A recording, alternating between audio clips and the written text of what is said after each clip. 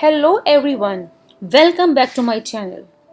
Today we are diving into a powerful tool that can boost your English comprehension skills. Trigger words in text A comprehension. If you are struggled with understanding what a question really wants, this video is a secret weapon. Let's get started. Okay, trigger words are basically clues hidden right inside the question.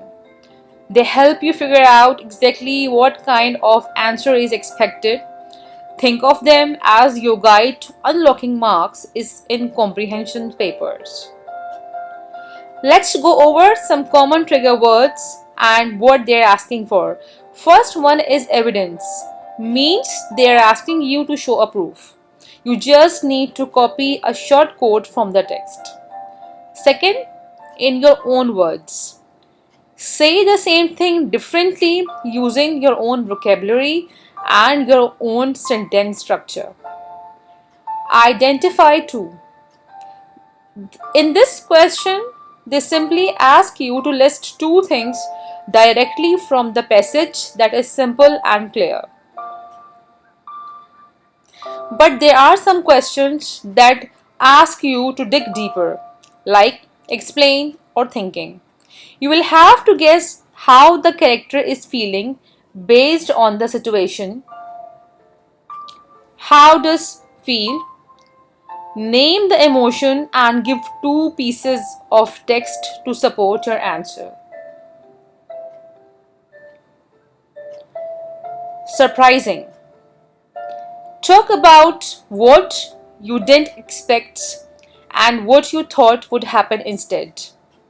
Problem and solution.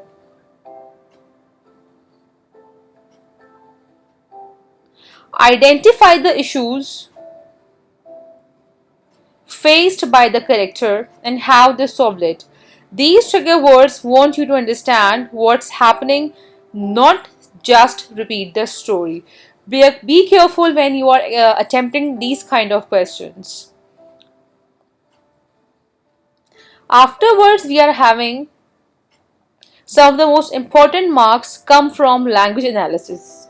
These are language analysis questions in which they want you to explain why the writer chose a specific word and what effect it creates. Effect using the word. How does that word make the reader feel? And last one is language effectively. Identify a writing technique like imagery and explain how it works. So this is the key terms that are being used in comprehensions to attempt your questions. Next, now I'm having a simple text with you, after which we are going to evaluate a few answers from the questions following the techniques that I have told you. That is a simple short text that I'm having here with you. Aisha saw the dark clouds gathering. A shiver went down her spine. Suddenly the rain poured down, soaking her to the bone. She ran for cover under a nearby tree, her heart pounding.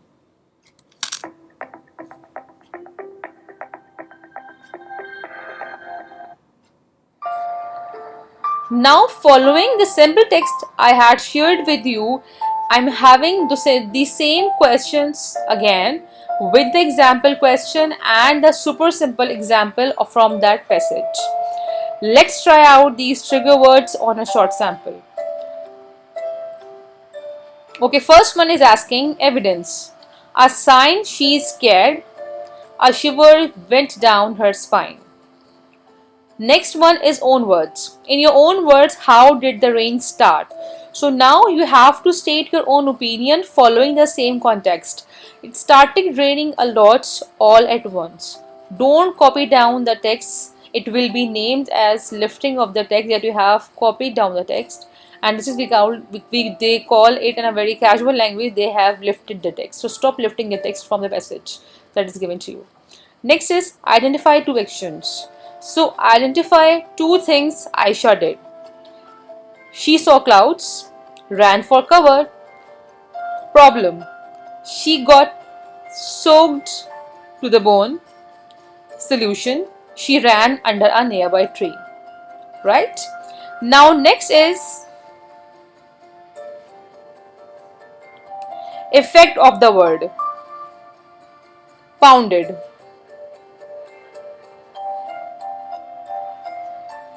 Makes you feel how fast and strong her heart was beating. She was afraid. Right? Second one, two impressions of the weather. Dark and scary, dark clouds and shiver. So this is we call the use of impressions and the use of effective language of use language effectively. Trigger words help you know exactly what kind of answer the examiner is looking for. Always, I'm having a few final examination tricks for you that will help you out to understand the comprehension and the context of that. Always underline the trigger word in the question.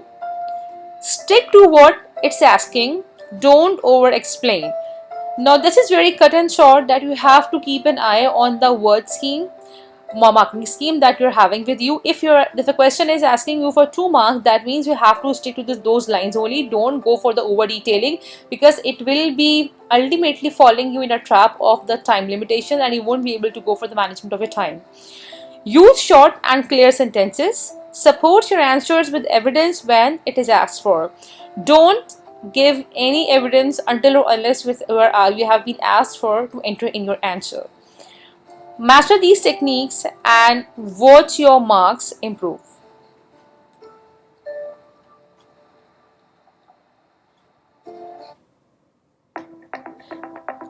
If you found this helpful, don't forget to like, subscribe, and share with your classmates. Comment below if you want practice questions or walkthroughs on other English topics. See you in the next video. Learn smart, not hard. Follow for more.